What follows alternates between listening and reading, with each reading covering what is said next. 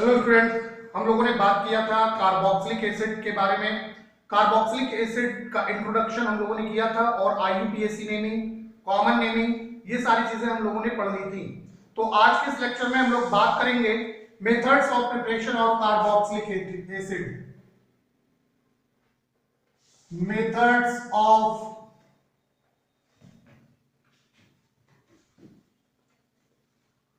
Preparation of carboxylic acid. Carboxylic acid के बनाने की विधियां, कौन कौन से ऐसे मेथड्स है, कौन कौन से ऐसे प्रोसेसेस हैं जिसके द्वारा हम लोग कार्बोक्सिलिक एसिड को बना सकते हैं। तो सबसे पहला मेथड जो हम लोग बात करेंगे, from the oxidation of primary alcohol. सबसे पहले मेथड की हम लोग बात करेंगे कि प्राइमरी अल्कोहल के ऑक्सीडेशन के द्वारा कैसे बनाए।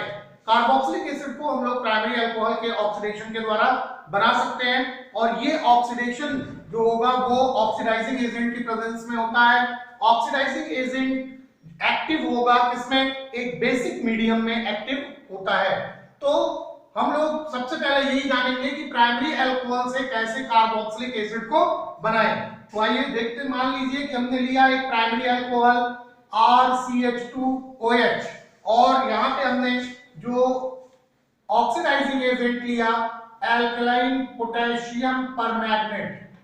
Alkaline potassium permanganate oxidising agent होगा और इससे ऑक्सीडाइज होकर के ये अल्कोहल कन्वर्ट हो जाता है किसमें, कार्बोक्सिलेट आयन में, यानी पोटेशियम का कार्बोक्सिलेट बनेगा और इसका हम क्या करेंगे, एसिड हाइड्रोलिसिस कर देते हैं।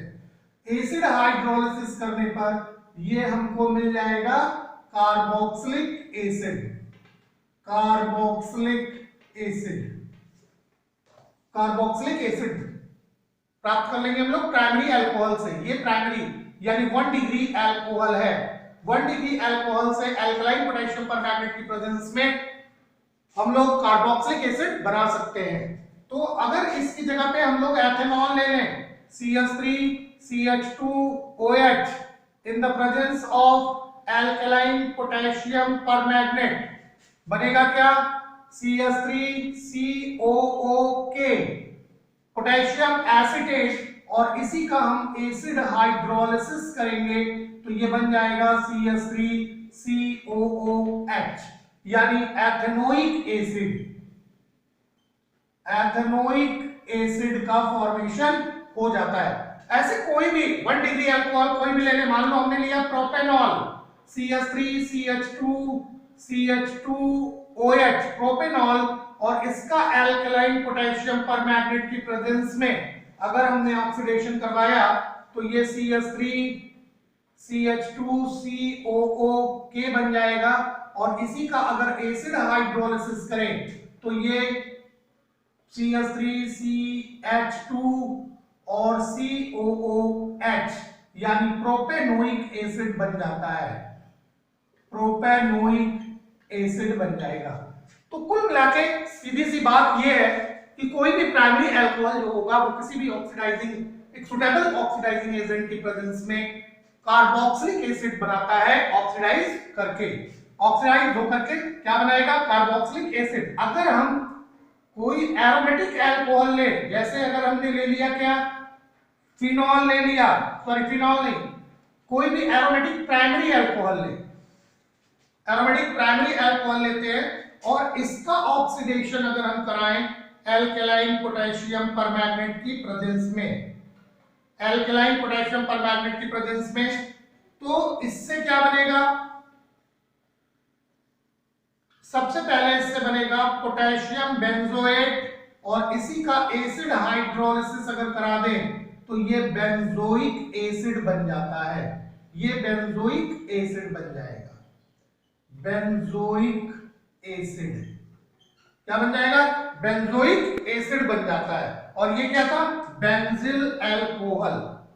बेंजिल अल्कोहल, अगर बेंजिल अल्कोहल का हम ऑक्सीडेशन कराते हैं पोटेशियम परमैंगनेट की प्रेजेंस में, तो इससे बेंजोइक एसिड बन जाता है। बिल्कुल इसी तरह से अगर मान लो कि डेकेन वन ऑल ले लें, यानी CH3CH2 का होल 8 और CH2OH, डेकेन वन ऑल, इसको अगर हम लोग ऑक्सीडाइज कराते हैं CrO3 और H2SO4 की प्रेजेंस में, CrO3 chromic oxide, chromium oxide और सल्फ्यूरिक एसिड की प्रेजेंस में, तो इससे भी क्या बनेगा, कार्बोक्सिलिक एसिड CH2 का होल 8 COOH, डेक्नोइक एसिड, डेक्नोइक एसिड। तो यहां पे हमने क्या लिया, हमने यहां पे एक डिफरेंट ऑक्सीडाइजिंग एजेंट का यूज किया, और इस ऑक्सीडाइजिंग एजेंट को हम लोग क्या कहते हैं, जोन्स रिएजेंट कहते हैं, Jones reagent,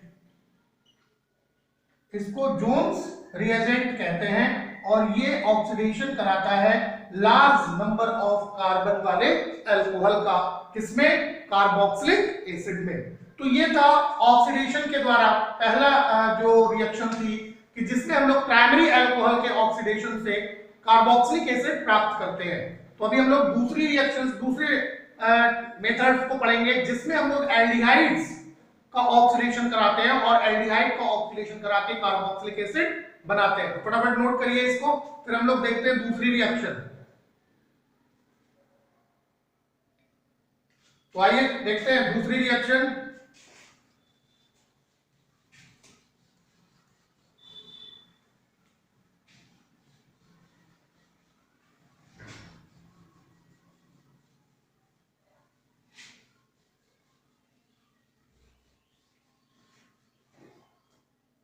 From the oxidation of aldehydes, from the oxidation of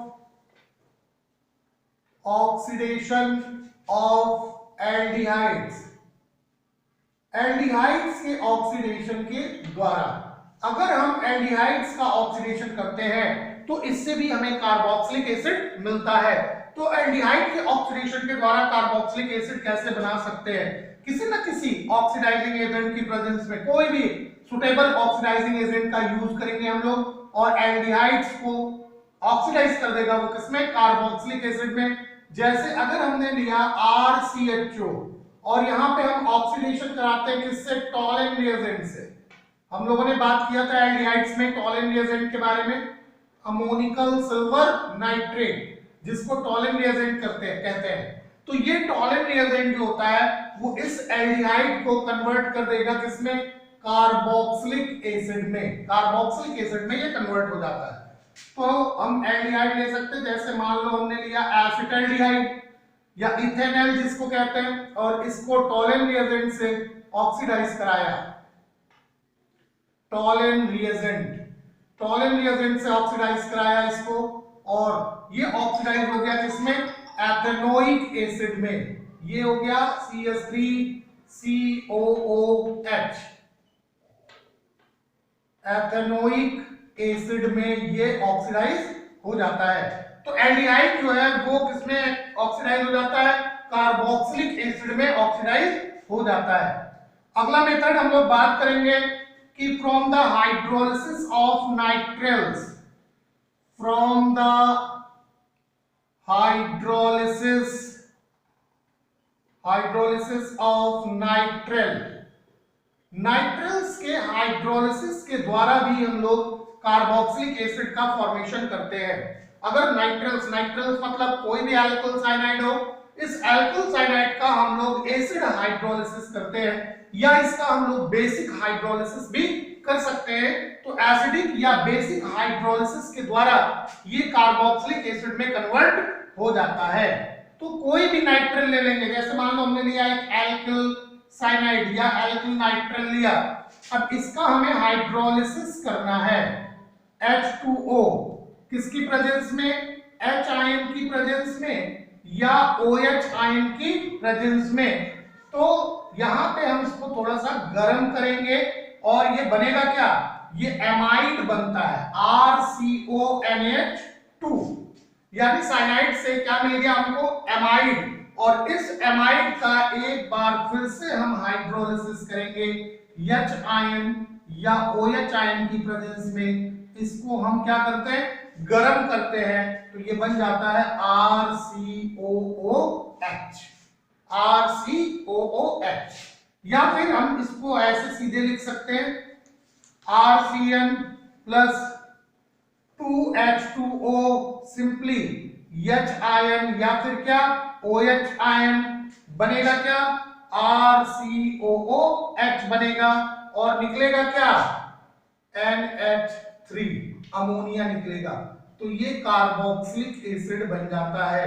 कैसे, bye the hydrolysis of nitrile, nitrile के हाइड्रोलिसिस के द्वारा। देखो CH3Cn, अगर इस पे हम लोग 2H2O से रिएक्ट कराते हैं एसिडिक या फिर बेसिक मीडियम में, और इसको थोड़ा सा हीट करते हैं, गर्म करते हैं, तो ये बनता क्या है, CH3C double bond O bond NaH2। अभी क्या करें इसका, एक बार फिर से H आयन या OH आयन की प्रेजेंस में एक बार और इसको हम हीट करेंगे, तो एक बार और हीट करने पर, यानी एक बार और हाइड्रोलिसिस कराने पर, ये CH3COOH बन जाता है और ये NaH3 मिल जाता है।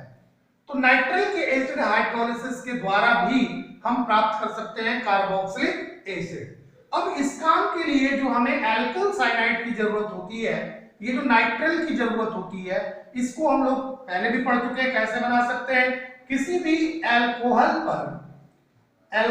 पर अगर हम किससे रिएक्ट करा दें, ब्रोमीन से रिएक्ट करा दें, ब्रोमिनेशन करा दें, तो ये RBr मिल जाता है।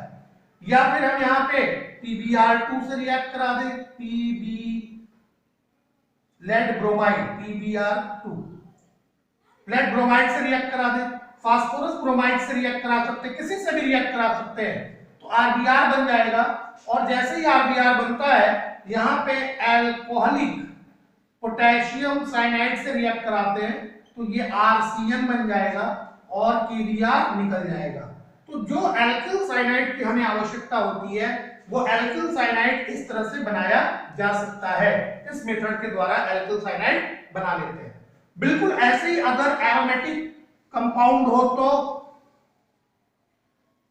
साइनोबेंजीन, तो साइनोबेंजीन का भी हम लोग ऐसे ही हाइड्रोलिसिस करेंगे, और ये हाइड्रोलिसिस डाइल्यूट HCl की प्रेजेंस में होता है, तो बनेगा क्या, क्या बन जाएगा, यहाँ पे CONH2 बेंजामाइड बन जाएगा।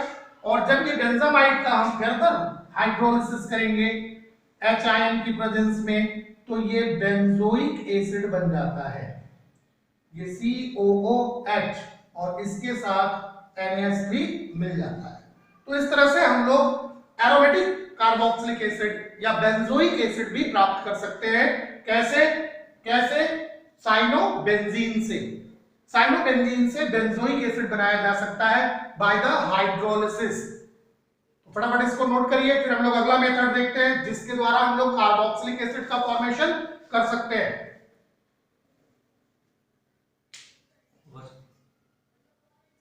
मिटा ले,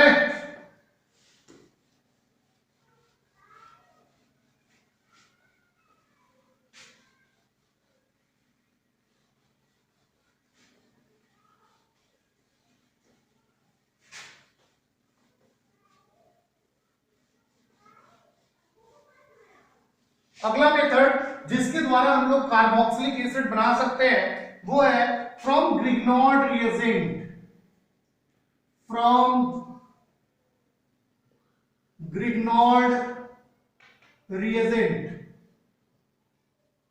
ग्रिग्नॉर्ड रिएजेंट, हम लोगों ने ग्रिग्नॉर्ड रिएजेंट के बारे में बात किया था जब हम लोगों ने हैलो एल्केन्स पढ़ा था, तो वहां पे हम लोगों ने ग्रिग्नॉर्ड रिएजेंट के बारे में बात किया था कि ग्रिग्नॉर्ड रिएजेंट एक वर्सेटाइल रिएजेंट है जिसके द्वारा लगभग सभी प्रकार के ऑर्गेनिक कंपाउंड्स बनाए जा सकते हैं। हम लोगों ने ये भी बात किया था कि ग्रिग्नॉर्ड रिएजेंट जो RMgX होता है, alkyl magnesium halide, alkyl magnesium halide, ये एल्किल मैग्नीशियम हैलाइड जिसको हम लोग क्या कहते हैं, ग्रिग्नॉर्ड रिएजेंट, क्योंकि इसको सबसे पहले विक्टर ग्रिग्नॉर्ड ने बनाया था। ये एक ऑर्गेनोमेटिक कंपाउंड है, ऑर्गेनोमेटिक कंपाउंड, ऑर्गेनोमेट्रिक कंपाउंड है। ये एक वर्सेटाइल रिएजेंट है ऑर्गेनिक में, और जिससे लगभग सभी प्रकार के ऑर्गेनिक कंपाउंड्स बनाए जा सकते हैं। तो सबसे पहले देखें हम लोग बनाते कैसे हैं ग्रिग्नॉर्ड रिएजेंट। तो alkyl halide when created with magnesium, when alkyl halide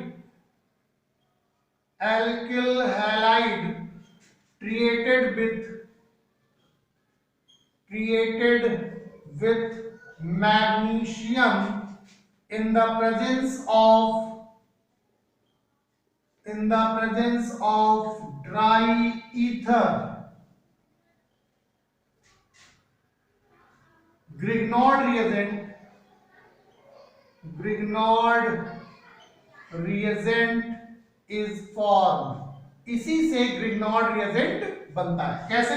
देखो RX अगर इसको हमने रिएक्ट कराया किससे, मैग्नीशियम से, in the presence of dry ether, dry ether की प्रेजेंस में ये बनता क्या है, RMgX, एल्किल मैग्नीशियम हैलाइड। अब जैसा आप एल्किल हैलाइड लेंगे उसी तरह से आपका ये ग्रिग्नॉर्ड रिएजेंट बन जाएगा।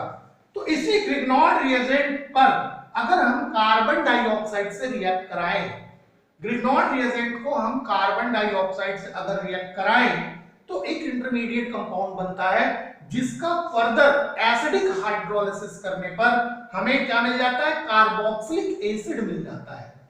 तो Grignard reagent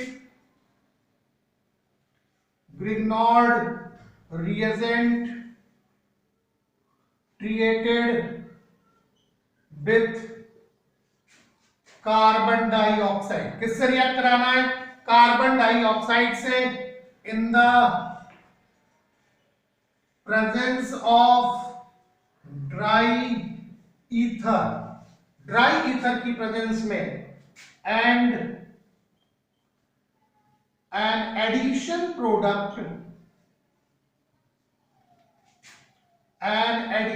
product is formed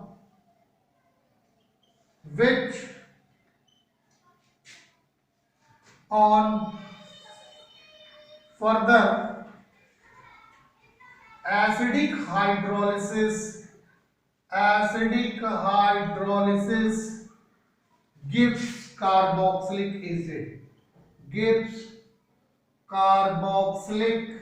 acid, जिसका फर्दर हाइड्रोलिसिस करने पर हमें कार्बोक्सिलिक एसिड मिलता है। तो क्या रिएक्शन होती है, देखो carbon dioxide, carbon double bond oxygen react with methyl magnesium bromide, किससे रिएक्ट करता है, ये मेथिल मैग्नीशियम ब्रोमाइड से रिएक्ट करता है।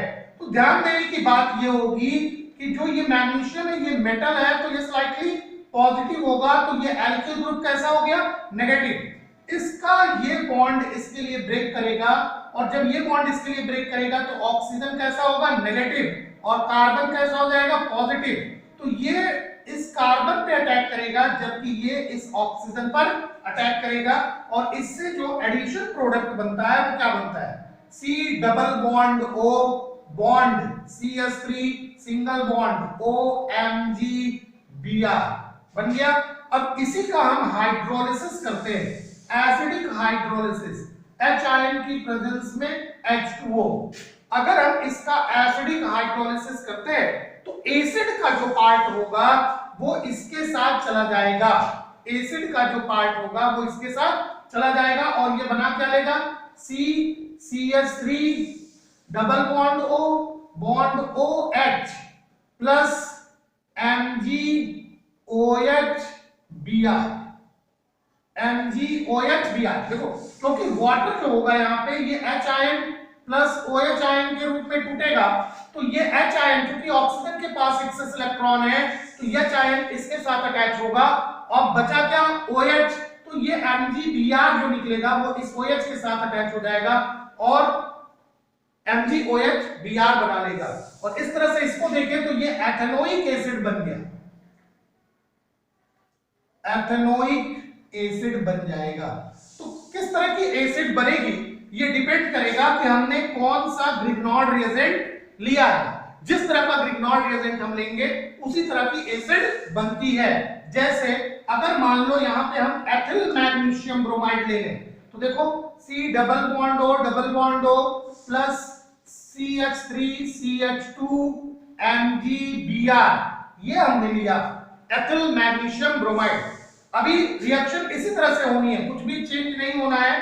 तो ये स्लाइटली पॉजिटिव और ये स्लाइटली नेगेटिव, जबकि ये बॉन्ड इसके लिए ब्रेक करेगा तो ये स्लाइटली नेगेटिव और ये कैसा हो जाएगा पॉजिटिव। तो ये CH2 CH3 जो होगा वो इस कार्बन के साथ अटैक करेगा और ये इस ऑक्सीजन पे अटैक करेगा। तो जो एडिशन प्रोडक्ट बना वो बना C double bond O MgBr और यहां जुड़ गया CH2 CH3। अभी इसी का हम एसिड हाइड्रोलिसिस करें HIN की प्रेजेंस में, क्या H2O, तो ये C डबल बॉन्ड OH और यहां हो गया क्या CH2 CH3 plus MgOH Br, ये बन गया आपका प्रोपेनोइक एसिड। प्रोपेनोइक एसिड का फॉर्मेशन हो गया। तो इस तरह से हम लोग ग्रिग्नॉर्ड रिएजेंट के द्वारा भी बना सकते हैं क्या चीज, कार्बोक्सिलिक एसिड। अब अगर मान लो कि कोई एरोमेटिक एल्किल हैलाइड्स है, सॉरी एरोमेटिक जो है वो एल्किल ग्रुप लगा हुआ है मैग्नीशियम हैलाइड के साथ, जैसे फेनिल मैग्नीशियम हैलाइड लगा हुआ हो, फेनिल मैग्नीशियम ब्रोमाइड हो, तो मान लो यहां पे हमने लिया क्या, यहां लिया हमने MgBr फेनिल मैग्नीशियम ब्रोमाइड। इस फेनिल मैग्नीशियम ब्रोमाइड को हम कार्बन डाइऑक्साइड से रिएक्ट कराते हैं। तो प्रोसेस सेम होना है, कुछ भी चेंज नहीं होना है। क्या हो जाएगा C double bond O MgBr यहां आ जाएगा और यहां फेनिल ग्रुप आके अटैच हो जाएगा। आप इस तरह से बनाइए या C6CH5 लिख लीजिए कोई भी, और इसका हम एसिड हाइड्रोलिसिस करते हैं यानी HIN की प्रेजेंस में H2O, तो ये बन जाएगा क्या C डबल बॉन्ड OH, यहां क्या अटैच होगा फेनिल ग्रुप अटैच हो जाएगा और MgOH Br ये निकल जाएगा, MgOH Br निकल जाएगा। तो इस तरह से यहां देखें तो बेंजोइक एसिड बन जाएगा, बेंजोइक एसिड बन गया। तो इस तरह से हम लोग एल्किल मैग्नीशियम हैलाइड यानी ग्रिग्नॉर्ड रिएजेंट के साथ अगर कार्बन डाइऑक्साइड को रिएक्ट कराते हैं तो इससे भी हमें कार्बोक्सिलिक एसिड मिल जाता है। तो फटाफट इसको नोट करिए, फिर हम लोग देखते हैं कि एसिल हैलाइड से या एसिल एनहाइड्राइड से कैसे हम कार्बोक्सिलिक एसिड बना सकते हैं। नोट करिए फटाफट, मिटा लें।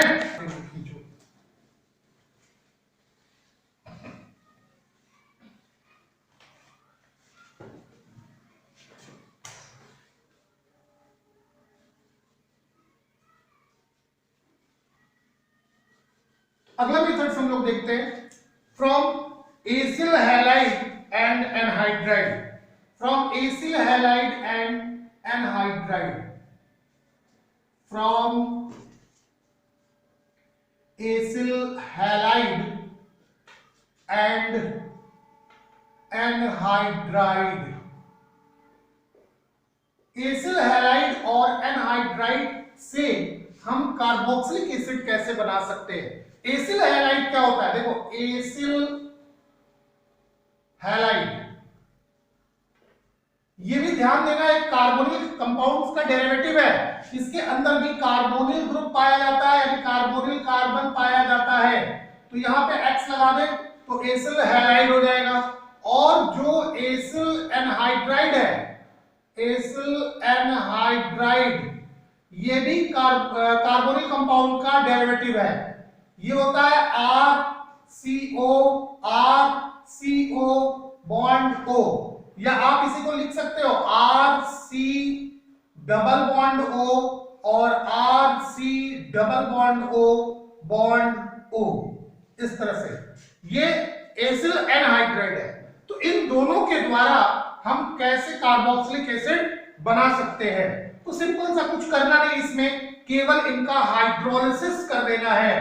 तो acyl chloride on hydrolysis with water gives carboxylic acid. Acyl chloride on hydrolysis with water gives carboxylic acid। अब कौन सा कार्बोक्सिलिक एसिड बनेगा ये डिपेंड करेगा किस पे, कि जो एसिल हैलाइड है उसका एल्किल ग्रुप क्या है, उसी के आधार पर ये पता चलेगा कि कौन सा कार्बोक्सिलिक एसिड बनेगा।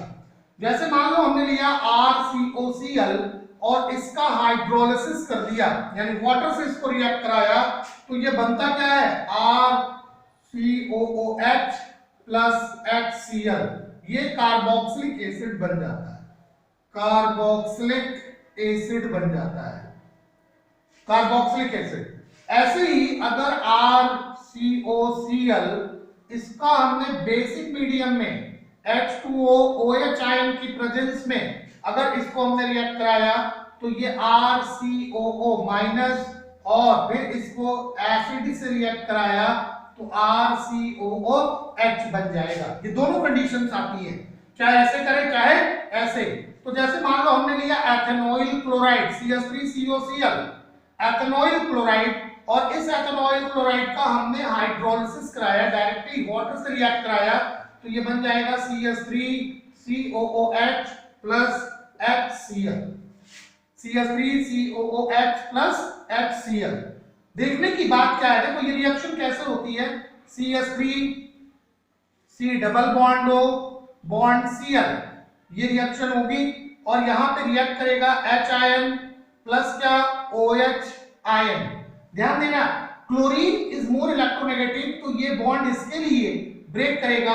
अगर ये इसके लिए ब्रेक करता है तो ये स्लाइटली क्या होगा नेगेटिव, तो ये कार्बन जो होगा वो स्लाइटली पॉजिटिव हो जाएगा, तो ये OH आयन इस पे अटैक करेगा और ये हाइड्रोजन इसके साथ अटैक कर लेगा, और ये प्रोडक्ट बन जाएगा CH3 C double bond O bond OH plus HCl, और ये बना इथेनोइक एसिड।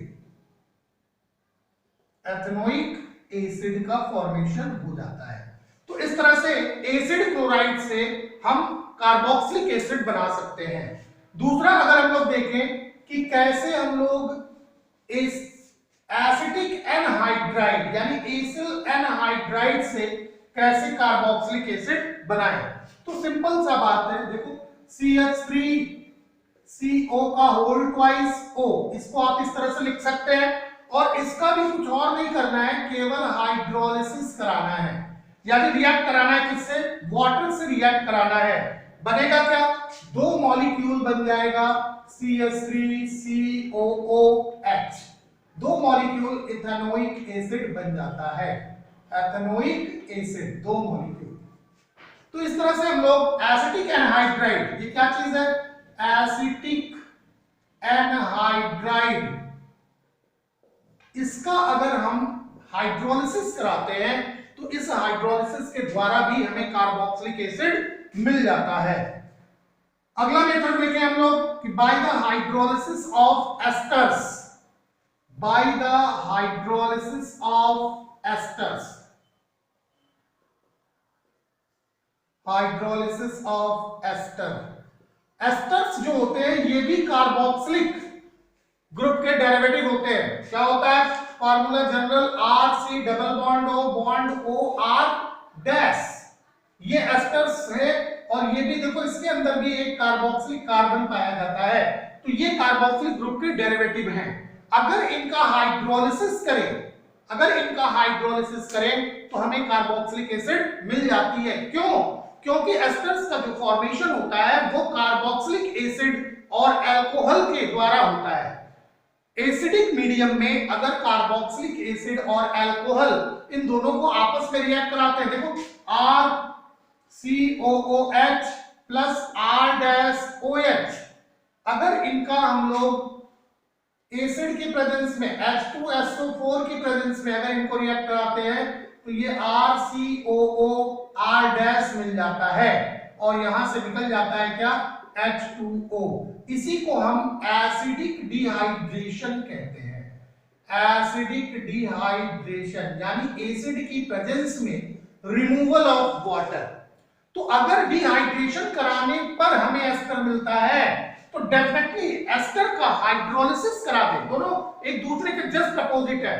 अगर एस्टर्स हमें डिहाइड्रेशन के द्वारा मिलता है तो अगर एस्टर्स का हाइड्रोलिसिस करा दें तो हमें मिल जाएगा क्या, कार्बोक्सिलिक एसिड। जिस कार्बोक्सिलिक एसिड से एस्टर बना होगा, जिस कार्बोक्सिलिक एसिड से एस्टर बना होता है, इसके बाद अल्कोहल से रिएक्ट करने के बाद वही कार्बोक्सिलिक एसिड हमको मिल जाती है। तो इस चीज को ध्यान में रखना है, RCOOR ध्यान रखना, ये दोनों एल्किल ग्रुप जो हैं वो समान भी हो सकते हैं या दोनों एल्किल ग्रुप जो हैं वो डिफर भी हो सकते हैं। अगर इसका हम हाइड्रोलिसिस कराएं, H2O से रिएक्ट कराएं किसकी प्रेजेंस में, H आयन की प्रेजेंस में, या फिर किसकी प्रेजेंस में, OH आयन की प्रेजेंस में, तो ये हमें मिलता है RCOOH प्लस R-OH, यानी वही कार्बोक्सिलिक एसिड और वही अल्कोहल मिल जाता है जिसका प्रोडक्ट ये एस्टर होता है। तो जिसका प्रोडक्ट एस्टर है वही कार्बोक्सिलिक एसिड और वही अल्कोहल हमें मिल जाएगा। तो कोई भी एस्टर आप ले सकते हो, इसको मिटा लेते हैं, कोई भी आप एस्टर ले सकते हो। जैसे अगर हमने ले लिया एथिल एथेनोएट CH3CO C2H5, अगर हमने ले लिया एथिल एथेनोएट और इसका हाइड्रोलिसिस कराया इन the presence of H ion या फिर क्या, OH आयन, H आयन या OH आयन की प्रेजेंस में इसका हाइड्रोलिसिस कराया तो ये हमें मिलेगा एथेनोइक एसिड और मिलेगा क्या, एथेनॉल। एथेनोइक एसिड मिला और क्या मिला, एथेनॉल मिल गया। तो एथेनोइक एसिड और एथेनॉल हमको दोनों मिल जाता है इस प्रोसेस के द्वारा। और भी अगर कोई एस्टर ले लिया जाए, मान लो कि एथिल ब्यूटेनोएट ले लिया जाए। एथिल ब्यूटेनोएट का मतलब क्या हुआ कि C2H5 COO C2H5 C2H5 COO C2H5, तो 2 1 3 ये हुए चेन में, तो ये प्रोपियोनेट हुआ, एथिल प्रोपियोनेट। अगर इस एथिल प्रोपियोनेट का हम हाइड्रोलिसिस कराते हैं, अगर एथिल प्रोपियोनेट का हाइड्रोलिसिस कराते हैं तो क्या मिल जाएगा, हमको मिल जाएगा C2H5COOH यानी प्रोपेनोइक एसिड, और क्या मिल जाएगा, C2H5OH एथेनॉल मिल जाएगा। बिल्कुल इसी तरह से अगर हम लोग एथिल बेंजोएट C6H5COO C2H5 यानी एथिल बेंजोएट का अगर हम हाइड्रोलिसिस करा दें, एथिल बेंजोएट का हाइड्रोलिसिस कराने पर बेंजोइक एसिड मिल जाता है और इसके साथ एथेनॉल निकल जाएगा। मतलब ये हुआ कि एथिल बेंजोएट जो है वो एथेनोइक एसिड और एथेनॉल का प्रोडक्ट है। बेंजोइक एसिड और एथेनॉल का प्रोडक्ट जो है वो एथिल बेंजोएट है। तो इस तरह से किसी भी एस्टर का अगर हम एसिडिक या बेसिक मीडियम में हाइड्रोलिसिस कराते हैं, यानी H आयन हो या फिर क्या हो, OH आयन हो, तो इनमें से किसी के भी प्रेजेंस में अगर हम इसका हाइड्रोलिसिस कराते हैं तो इससे हमें एस्टर मिल जाता है। तो फटाफट नोट करिए, फिर देखते हैं हम लोग अगला मेथड। मिटा ले,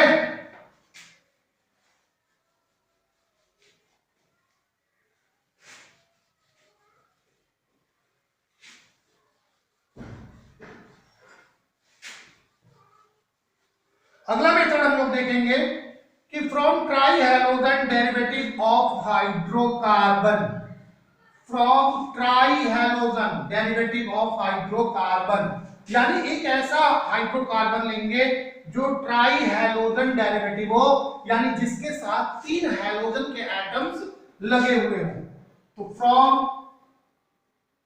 ट्राईहैलोजन डेरिवेटिव्स ऑफ हाइड्रोकार्बन, हाइड्रोकार्बन के ट्राईहैलोजन डेरिवेटिव्स।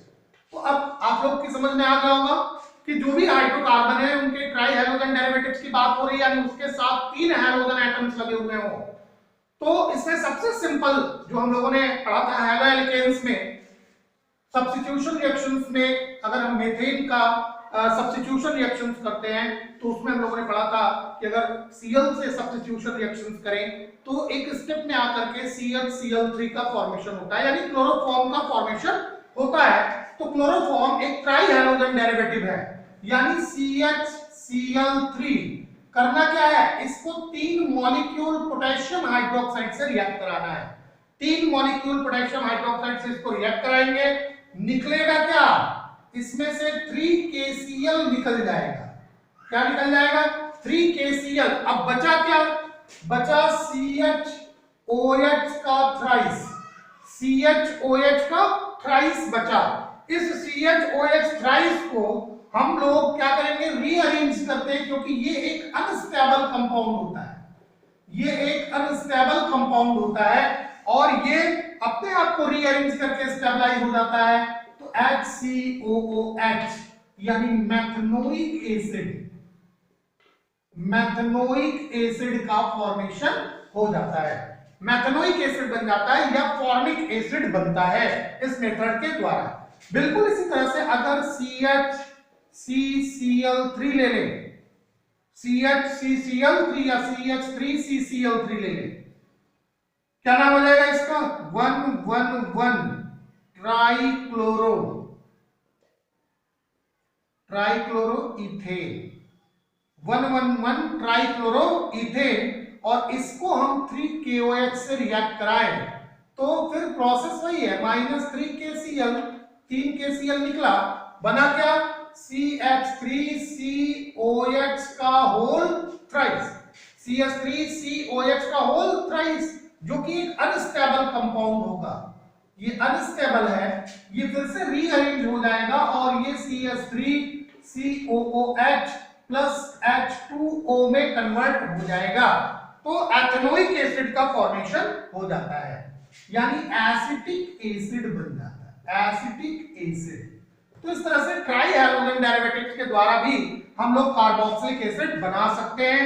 बिल्कुल इसी तरह से बेंजोइक एसिड भी हम लोग बना सकते हैं। यहां पे हमने क्या लिया, CCl3 लिया और इसका हमने सीधे सीधे इसको रिएक्ट कराया किससे, 3KOH से, पोटेशियम हाइड्रोक्साइड से।